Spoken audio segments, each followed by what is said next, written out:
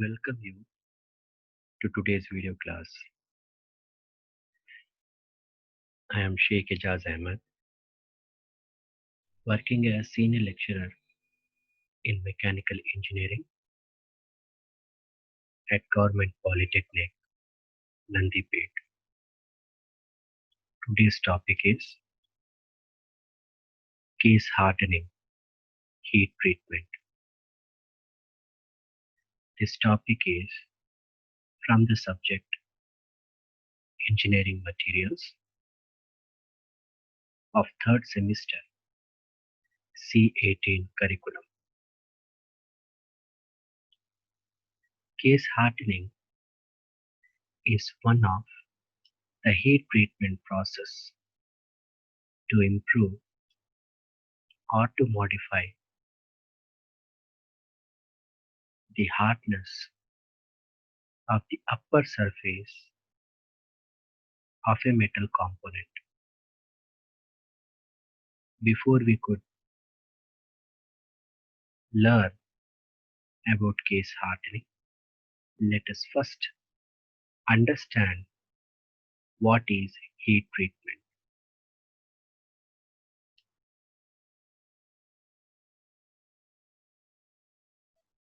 So heat treatment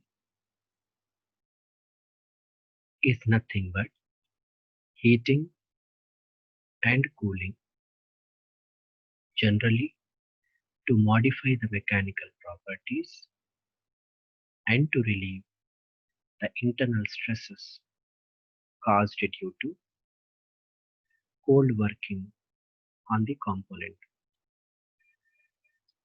There are many heat treatment processes. Case hardening is one of the heat treatment process.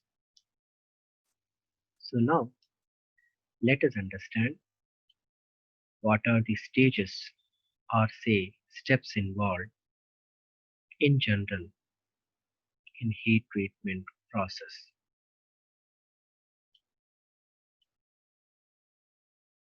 So there are three steps involved in general in heat treatment process. First one is heating. Heating in the sense the component is heated above the recrystallization temperature of the material of the component so that the recrystallization takes place and the structure changes to build up the required mechanical property. Now, it takes time for building up the structure in the material. So we need to maintain the upper recrystallization temperature for a period of time. That is the second step, holding, which is also called as soaking. After this, the material or the component is brought back to room temperature, which is called cooling. The rate of cooling, it might be very slow or rapid, depending upon the type of heat treatment process.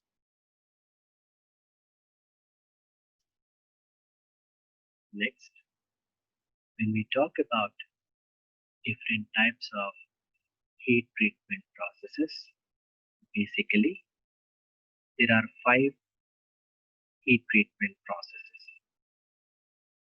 annealing, normalizing, hardening, tempering, and case hardening. In today's video class, we are discussing about case hardening.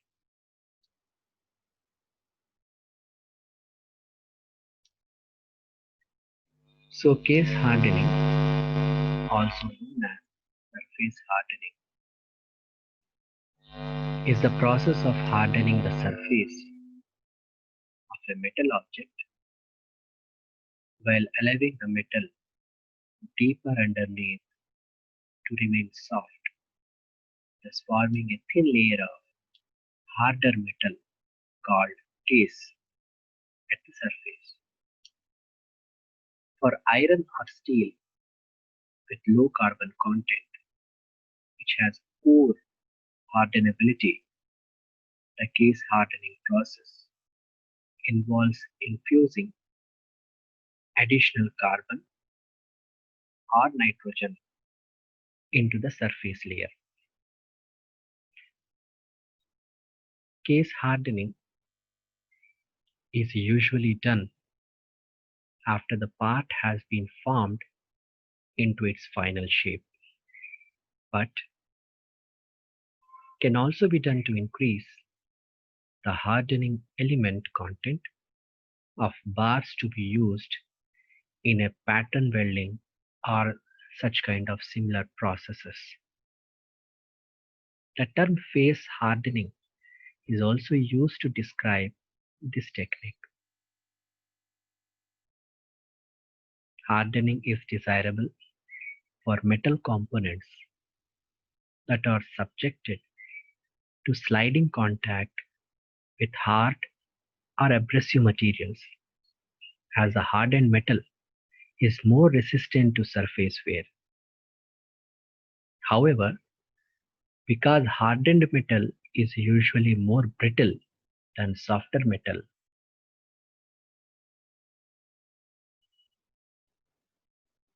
through hardening,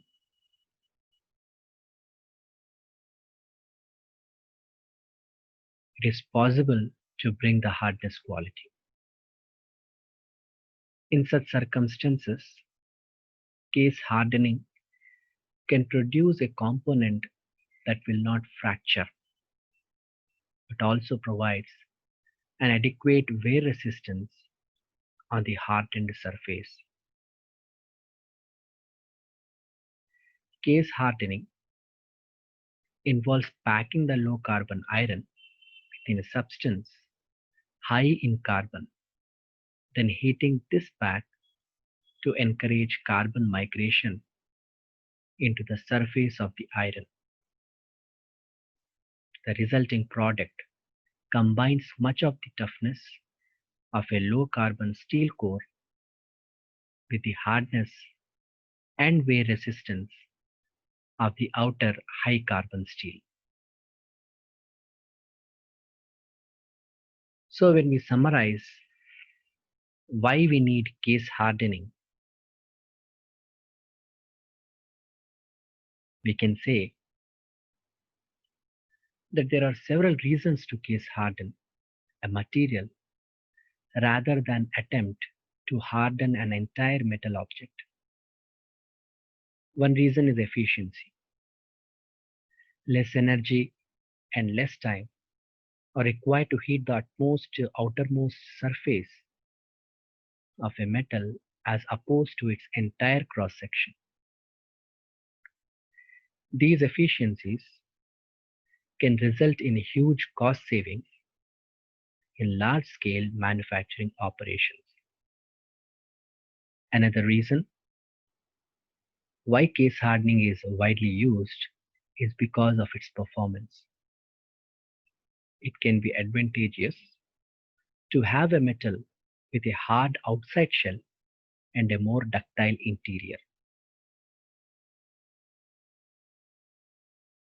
An example of this would be a metal is needed to resist abrasion, but still needs to be able to absorb an impact without resulting in a complete brittle fracture. So then, what are the types of metals that can be case hardened?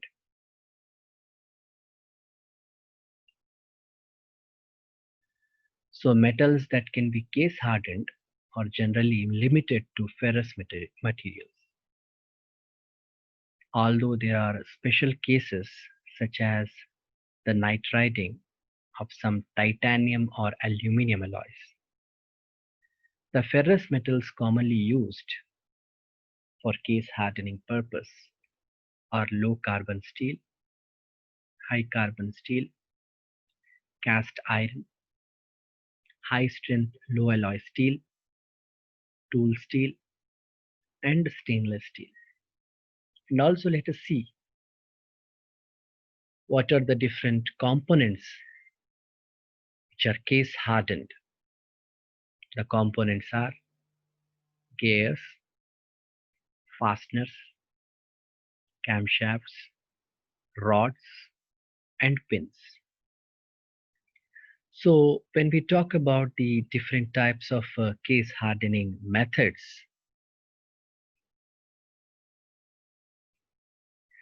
case hardening can be performed through several different means.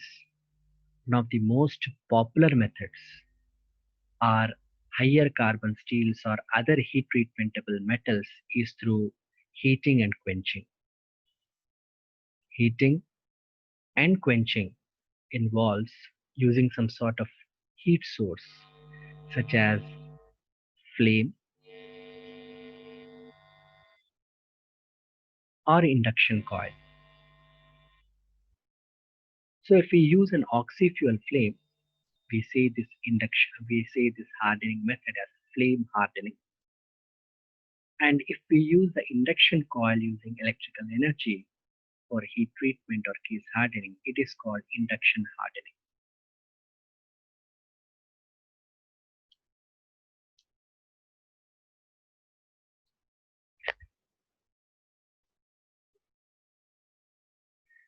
So another case of hardening is the carburizing or nitriding, where metals are heated to an elevated temperature and exposed to ammonia or nitrogen gas or carbon dioxide. The evaluated temperature when exposed to these things, which by nature are very hard and resistant to abrasion, like nitrogen and carbon, the nitrogen and carbon or nitrogen or the carbon get deposited onto the surface of the material to make the case hard.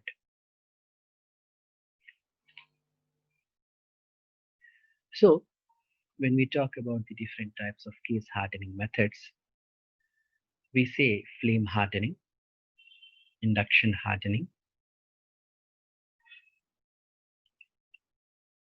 carburizing, nitriding, cyaniding, carbonitriding, ferritic nitrocarburizing. So let us deal with these types one by one to understand the overall case hardening methods. The first one is a flame hardening.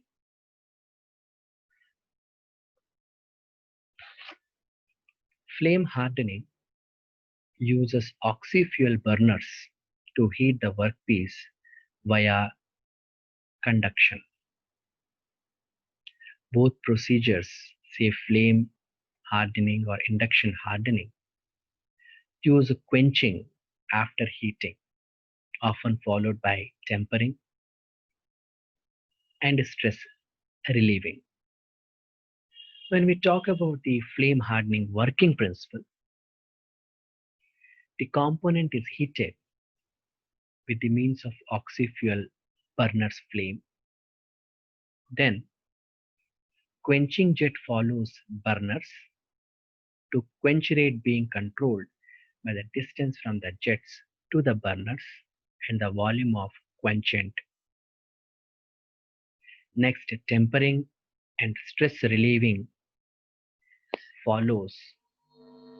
The fourth, this can be used on flat, circular, or irregular shaped components, but is best suited for circular components which can be rotated between centers. The steep thermal gradients required necessitate high flame temperatures with the risk of overheating, burning, and distortion. So the process is usually automated using specially shaped burners. Typical applications include gear teeth, brake drums, axles, cams, and crankshafts are heat treated using flame hardening method. Now let us talk about the second type of case hardening method, that is induction hardening. So induction hardening involves using induced electrical currents to very rapidly generate heat via hysteresis, usually in a workpiece made from medium to high carbon steel. The surface of the component is heated by high frequency induction.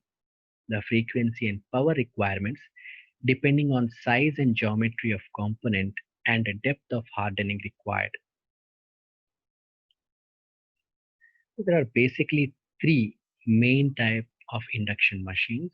One is vacuum tube oscillator, second is a spark gap oscillator, and third is motor generator.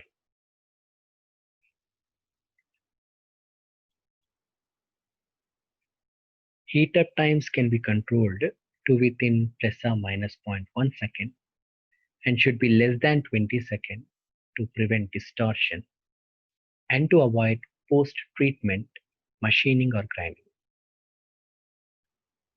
Process can also be used for for thorough hardening of small components. Tempering or stress relieving can also be done by induction heating, often with the same induction coil. The process is easily automated and can give uniform quality and repeatability, although high capital and running costs make it more suitable for long production runs. The typical applications include gears, crankshafts, and camshafts. This process is best suited for cylindrical parts. Large gears can be treated on tooth at a time, and hardness pattern depends on method employed. Long thin components may require preheating also. Case depth vary from 0.1 to 10 mm depending on requirements. Induction hardening is used for small case depths which require smaller tolerances. Now, let us talk about in combine the carburizing and nitriding process, as both are similar, except in carburizing carbon is deposited, in nitriding nitrogen is deposited onto the top surface of the component.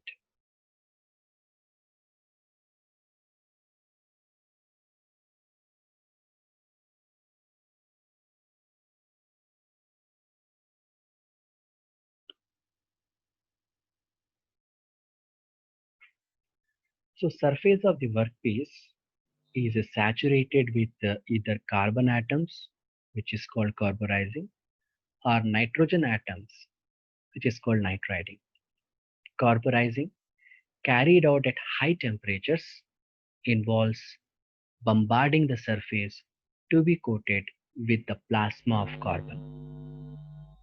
The workpiece is held under vacuum until carbon atoms have diffused into the heated surface to form hardened surface layers on quenching. Nitriding is carried out under vacuum but without external heat. The heat to diffuse the nitrogen into the surface is provided by kinetic energy produced when the atoms hit the surface. hardened surface layers are formed on cooling of the workpiece. Now, when you see the carburizing furnace, it looked like this. Preliminarily, the component is cleaned and dried, and the component is loaded into the basket and placed in a furnace. The furnace is evacuated and the heating starts. Now the carbon containing gas, say the natural gas, is introduced, and this gas strikes up glow discharge, holding until carburizing is complete. Now the gas is switched off and the component is held under vacuum, which is called diffusion period. Now the component is slightly cooled up to 925 to 850 degrees centigrade before transferring the component out of hot zone to the quenched into a warm stirred oil. The oil will be at the temperature of 80 degrees centigrade.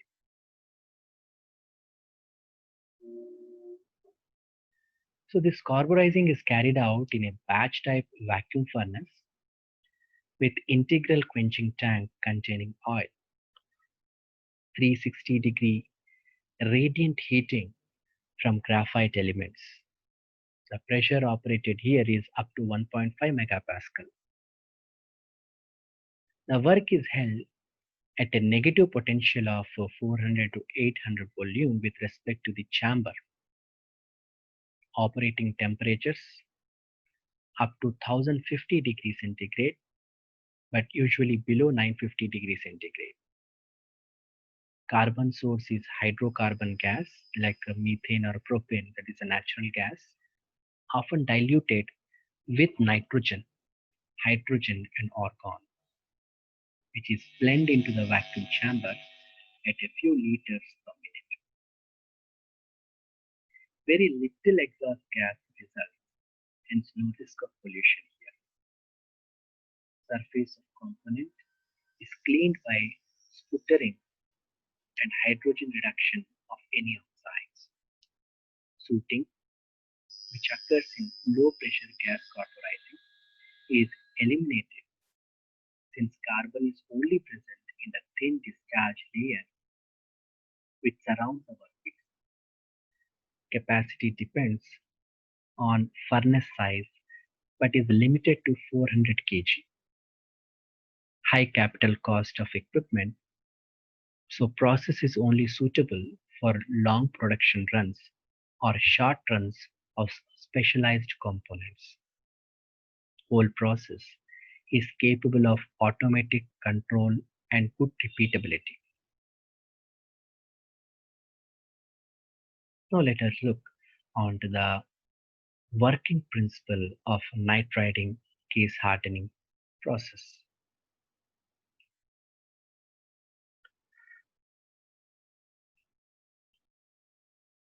So here also the same thing, the component is cleaned and dried and then loaded in the furnace. And the furnace is evacuated and the nitrogen gas, that is ammonia gas, is introduced. This strikes upflow discharge and hold until the nitriding completes. Next, the gas is switched off and glow discharge, and cooling takes place and the component is removed from the furnace. Similar to carburizing, but no heating is required since the kinetic energy of the ions strikes the workpiece, produces sufficient heat. No quench tank with oil is available in nitriding furnace. Operating temperature lower than for conventional gas nitriding, usually less than 550 degrees centigrade. Furnace of 5 tons capacity are available. Nitrogen is a blend directly into the furnace, which operates at 10 to 100 Newton per meter square. Now let us talk about the applications of this carburizing and nitrating process.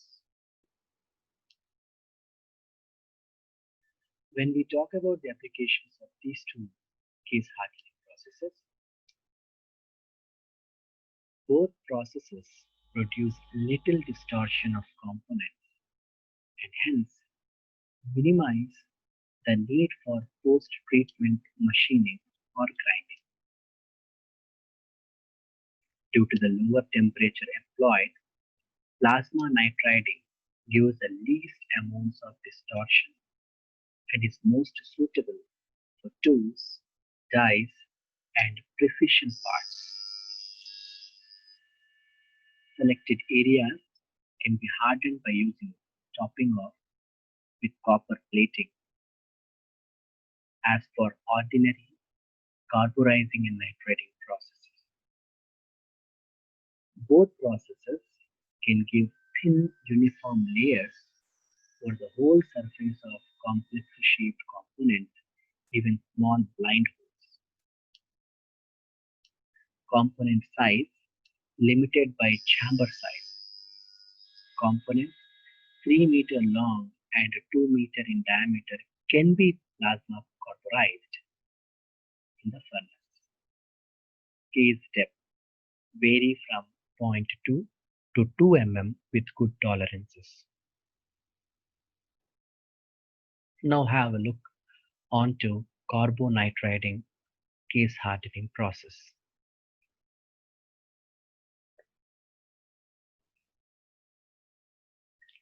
Carbon and nitrogen together in a medium of gas, solid or liquid, are diffused into the surface of component, particularly those made from low carbon steels. Changes to the chemical composition of the surface, that is austenite structure, lead to high carbon content in the surface material, which when quenched transform to a hard coating, that is the martensite structure. When we talk about carbonitriding, almost any furnace which can be used for gas carburizing can be adopted for carbonitriding. The temperature usually wanted are 790 to 845 degrees centigrade.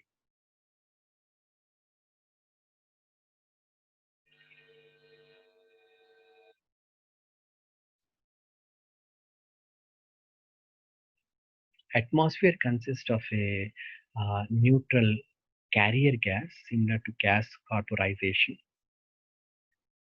an enriching gas which is the source of carbon, that may be basically natural gas, and ammonia which is the source of nitrogen. Means here we are going to send two gases, one is natural gas, the other one is the ammonia.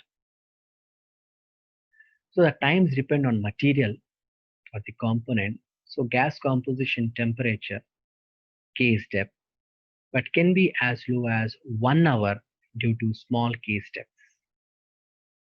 So in carbonitriding, the time will be in hours. After burning, quenching is done. So depending upon the case depths required, the time taken for this carbonitriding is listed here. So we see from the table that for lesser case depths, the time taken is less, and for the greater case depths, the time taken is more. Also, at higher temperatures, the time taken is less compared to the lower temperatures. As we see, for case depth of 0.4 mm, and the temperature 960 degrees centigrade, the time taken is 2 hours. Whereas for the case depth, the same case depth 0.4 mm at a lower temperature, that is 870 degrees centigrade, it's 3.5 hours. Means a difference of 1.5 hours is there. In the same way, for the same temperature 870 degrees centigrade, for the case depth of 0.4 mm, the time taken is 3.5, whereas with the same temperature for the depth of case as 3.2 mm, the time taken is 25 hours. So that is the factors which we are considering for time taken for carbonitriding process. Now let us have a look on cyaniding process, the case hardening heat treatment process.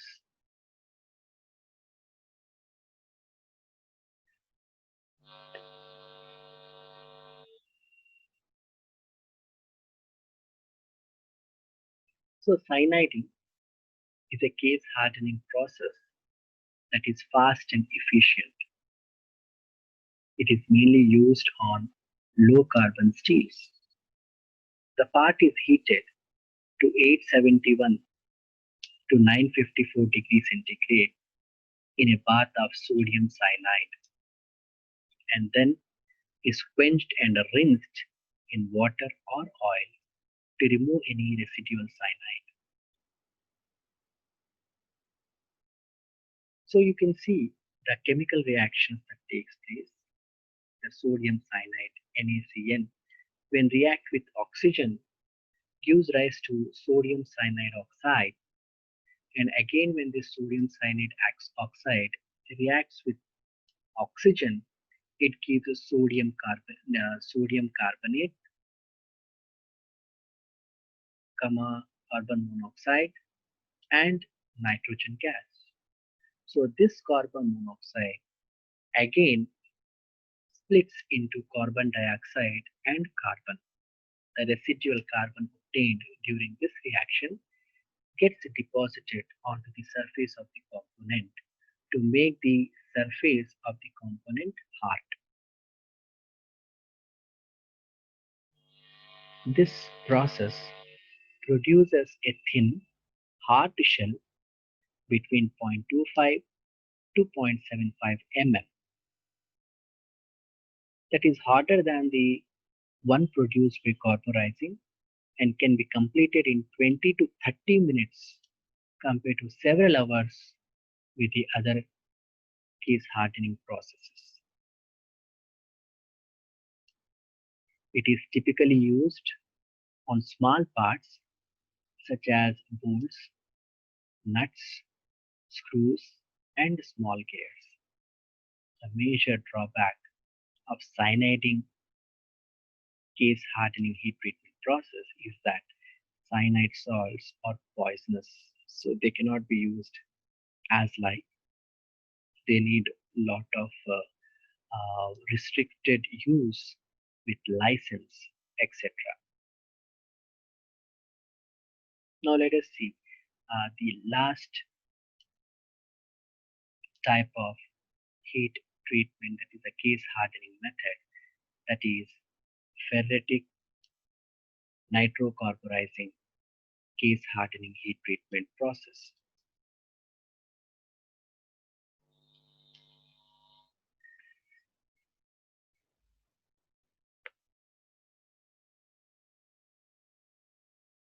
So the ferritic nitrocarburizing is a case hardening technique that uses heat, nitrogen, and carbon to toughen up the exterior of a steel part, improving its durability, appearance, and corrosion resistance. Ferritic nitrocarburizing is an effective economical case hardening option for a broad range of parts, including drivetrain parts like crankshafts, camshafts, piston rods, and gears for cars, trucks, and heavy equipment. Firearms components like barrels and slide also, this ferritic nitrocarburizing is very effective. Dies for manufacturing process also need ferritic nitrocarburizing case hardening treatment. Case hardening treats a metal surface to create a hard external case while preserving the strength and flexibility of the underlying metal. So there are dozens of ways to case harden a metal, what we have just discussed. So how we do it depends on how we need the finished metal to perform. Some case hardening techniques heat a metal to such extremes that it takes on new chemical properties. After that point, at that point, the metal can be manipulated to create steel parts hard enough to cut through concrete or softer grades of steel. Unlike many case hardening techniques, though ferritic nitrocarburizing occurs while the steel is in a ferritic phase as opposed to an austenitic phase. This helps to avoid some of the issues that arise with inducing phase changes in steel, such as distortion.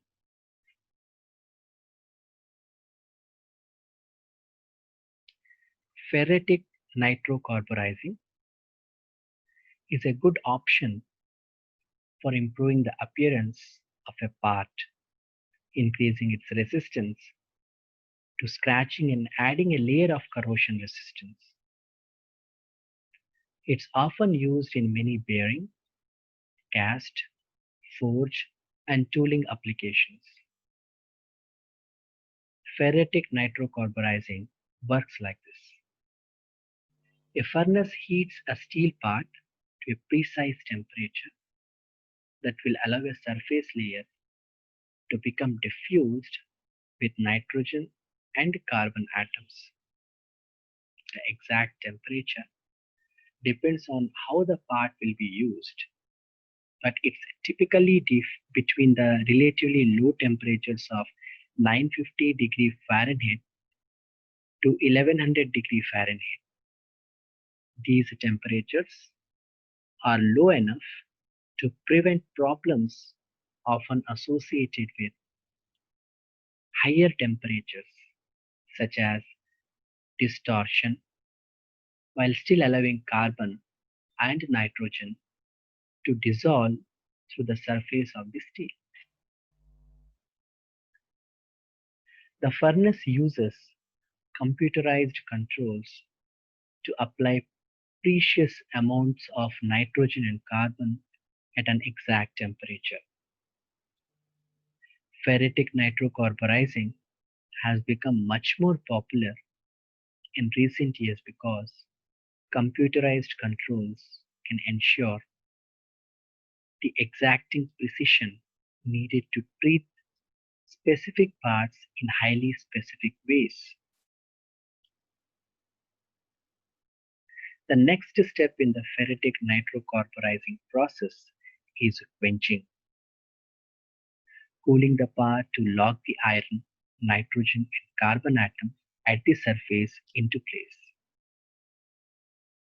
After the part cools, its exterior is harder and more durable. It's much tougher to dent it, scratch it, or corrode it. Another advantage of ferritic nitrocarburizing is that it preserves the shape of a part. Hardening techniques that use much more heat can cause distortions that have to be corrected, creating an extra step in the case hardening process. Avoiding this distortion makes nitrocarburizing a more practical and economical hardening option. So when we list out or summarize the ferritic nitrocarburizing process, first, improves a part's physical appearance. Second, lengthens a part's lifetime by reducing wear. Third, reduces the risk of scuffing and scratching. Fourth, fends off corrosion. And fifth, limits distortion. So this is about the ferritic nitrocarburizing process. So once again, let us have a brief explanation about today's video class. We have started with the introduction to heat treatment, where we understood the heat treatment is the heating and cooling process of a metal to improve its mechanical properties and relieve the internal stresses due to cold working. Next, we have understood that the heat treatment process includes three steps. First, heating the component above the recrystallization temperature of the material. Second is the soaking, means keeping that temperature for a specific period of time for the structural transformation. Third, cooling, which means the component is cooled in different ways, very slow, rapid, depending upon the type of heat treatment process.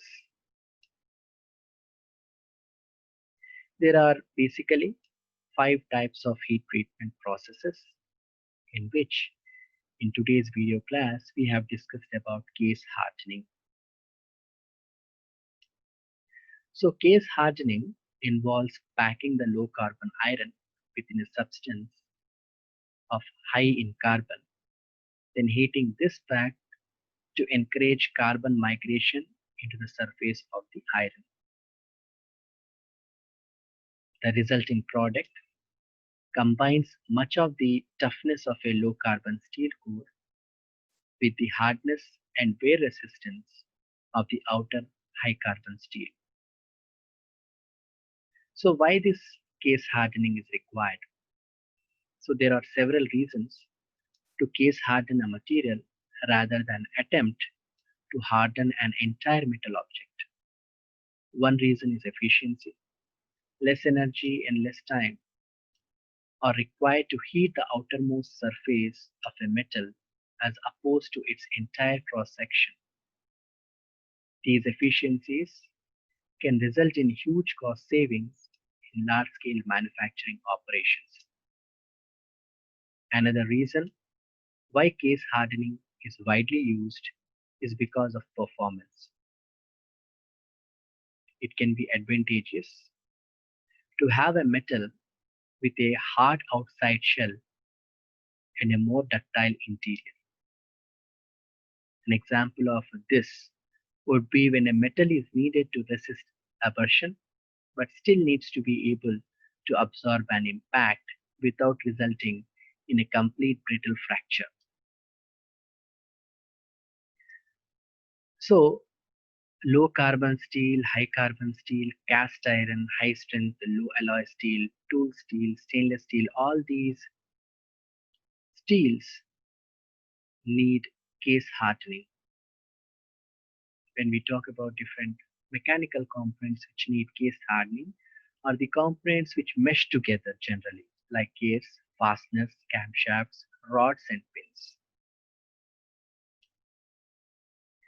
So the different types of case hardenings include flame, induction, carburizing, nitriding, cyaniding, carbonitriding, ferritic nitrocarburizing. And we have started with flame. The oxy-fuel burner flame is used for making the upper surface of a component to become hard, where after flaming it is quenched and then tempered to relieve the internal stresses.